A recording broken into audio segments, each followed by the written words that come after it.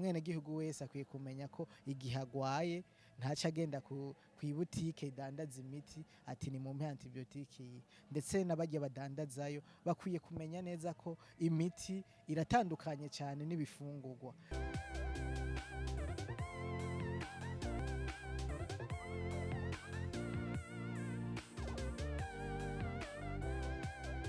Agaseke BTV rero kakubitiye ngaha hariko harabera conference de presse ya Antebu yari yatunganije uno munsi iyo conference de presse kumbure ko hashobora kuba harimwo ibintu vyinshi bariko bariga. Mu bashoboye gutunganya iyo conference atuganirire atubwire uno munsi hari iki. Reka twande tumuhe ikaze tumuramutse hama aheze atuganirire. Mwiriwe neza. Mwiriwe cyane. Murakomeye. Turashima. Uno munsi dusanze mufise conference de presse yari yerekeye iki?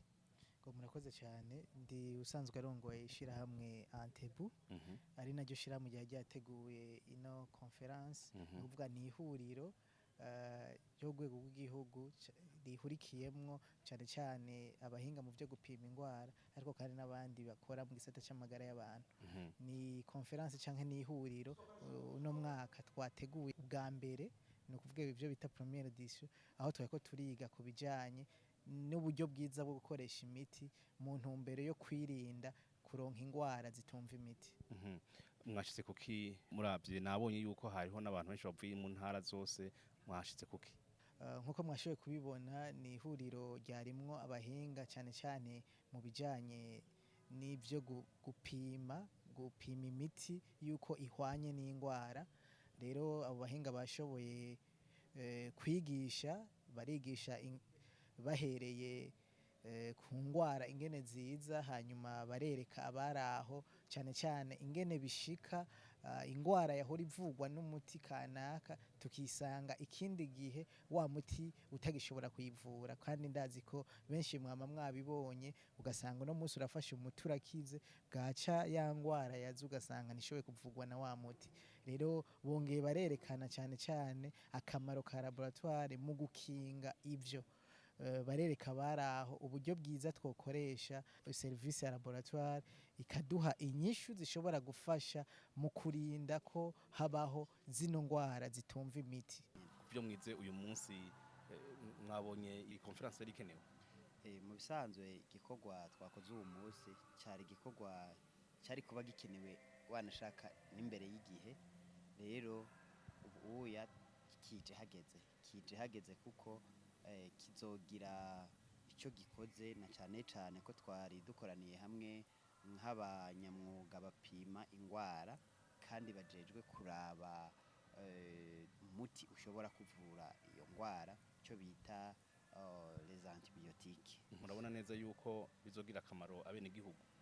Abenegihugu bizobagirira akamaro cyane kuko tuzokwevuriwa dutera imbere no mu kijanye n'umwuga wacu mu gupima, hanyuma twongere twigishe abenegihugu ukungene bashobora gukoresha iyo miti, na cyane cyane twosaba ko ahubwo leta yonadufasha mu kuzogira na sensibilisation ku rwego rw'igihugu kugira abenegihugu bose babitahure na ntaryo bareke gukoresha umuti nabi, kugira turabe ko twogwanya izo ndwara. Ni nako kamaro cyane tuzokuramwo amagara y'abenegihugu akabasha gutera imbere. Mwanda kubica hirya no hino, mwasanze icihutirwa cyo ari iki? Ego tumaze kuraba ubuhinga butandukanye bwokoreshwa, icambere twabonye ko twotera kamo cyane cyane leta, kandi isanzwe yarafashe nk'ama kino kibazo kuko ni kibazo kidahanze Uburundi gusa, ni kibazo c'isi yose. Ni kibazo aho uno munsi mu biharuro abakora ibiharuro bavuga yuko kitizwe neza nko mu mwaka wa 2050 abazoba bicwa n'izi ndwara zitumva imiti bazoba barenga abicwa n'amakanseri uyu munsi. Ibi bica bigaragara neza ko ari ikibazo gihanze isi. Rero leta itegezwa gugishiramo ingufu cyane biciye mu buryo mu ma strategie canke uburyo butandukanye, kuko kino kibazo ni kibazo twabonye ko ntikiraba gusa amagara y'abantu, ni kibazo kiraba ibitungwa kandi ni kibazo kiraba n'ibidukikije. Rero ubushikiranganje bwose butegerezwa gukora hamwe yaba uburaba ivy'ibidukikije yaba uburaba ivy'ibitungwa n'uburimyi ndetse n'ubushikiranganji bw'amagara y'abantu kugira ngo bukorere hamwe muri kimwe bita One Health kugira ngo dushobore kugwanya zino ngwara tuzigabanye mu buryo bushoboka kugira ngo nitse twisange ejo canke hirya ejo natwe dufise ingwara tudashobora kuvura kandi tuzibona. Ni ibihe bintu bikuru mwasanze bikenewe mu by'umwizi uyu munsi mugiye gukorerako?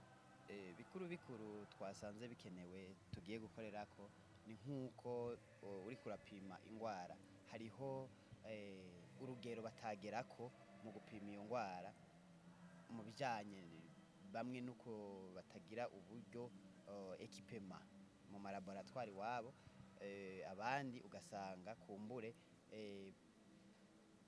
bijanye n'iterambere mw'ivyo byo gupima cane mu rwego rwegeye imbere cane bamwe ntibabitahura mugabo ubuya bagiye babitahuye mbere bamwe baranavuga yuko bagiye kubwira abakoresha kugira bagure laboratoire itera imbere cane kugira babashe gushika aho hantu batashika.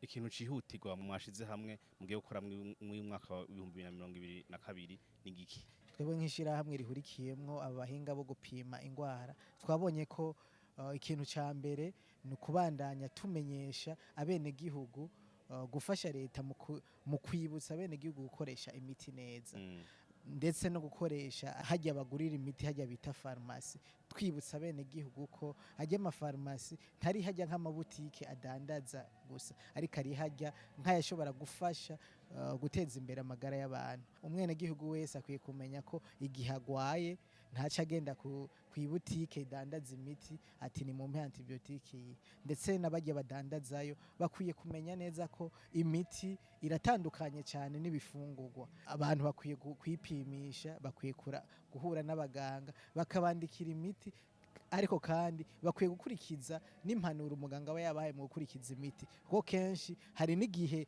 baba bayandikiwe kwa muganga ariko yafata umunsi umwe yumva yorohewe iyindi akaca yita.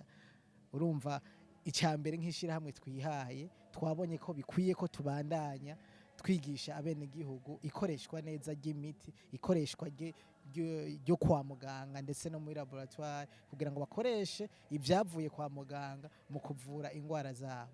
Si ibyo gusa twihaye ihangiro nk'urwego rurimwo abahinga mu byo gupima ko biciye mu rwego rusanzwe dufise ruraba ivy'ubuhinga cyo twita comité scientifique kuraba uburyo twoshiraho ibivuye muri ico cigwa bize bishobore gukorerwa ko bifashe leta bifashe abafata ingingo kubona ibiharuro mu gihugu cyacu tugeze ko hanyuma binafashe no mu gutegura imigambi yo kugwanya ino ngwara. Ni iki wobwira leta kugira ngo ifashe mu migambi mufise? Leta ico na cyane twoyisaba hoba ubwa mbere kumva ko laboratoire ifise ikibanza kinini cyane mu bijanye n'ubuvuzi kuko laboratoire ni cyo gisata gishobora gutanga inyishu ya nyuma no kwerekana ingwara iyo ariyo. Rero twoyisaba leta yuko kujya itegura iminsi mikuru y'abandi baforoma ba medecin canke iminsi mikuru y'izindi ngwara n'umunsi mukuru w'abalaborante au niveau national yo ushiraho kuko handi mu bindi bihugu usanzwe uriho mugabo mu gihugu c'u Burundi ubu uya muri iki gihe ntawe hari. Twasaba rero leta ko yobishira mu ngiro uwo munsi ukazura himbazwa ku rwego rw'igihugu uteguwe na leta kumbure abenegihugu bazobona karusho laboratoire yobifitiye abenegihugu.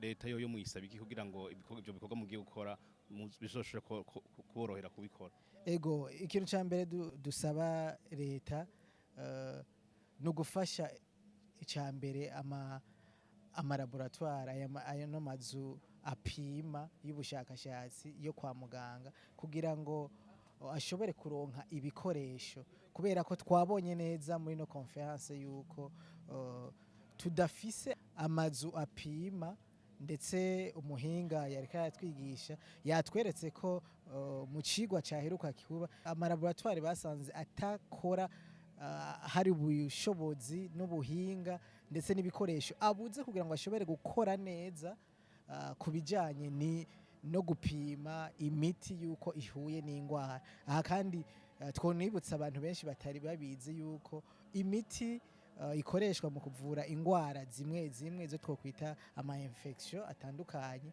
iyo miti mu bisanzwe muri laboratoire irapimwa ikerekanwa yuko ihuye n'izo ndwara.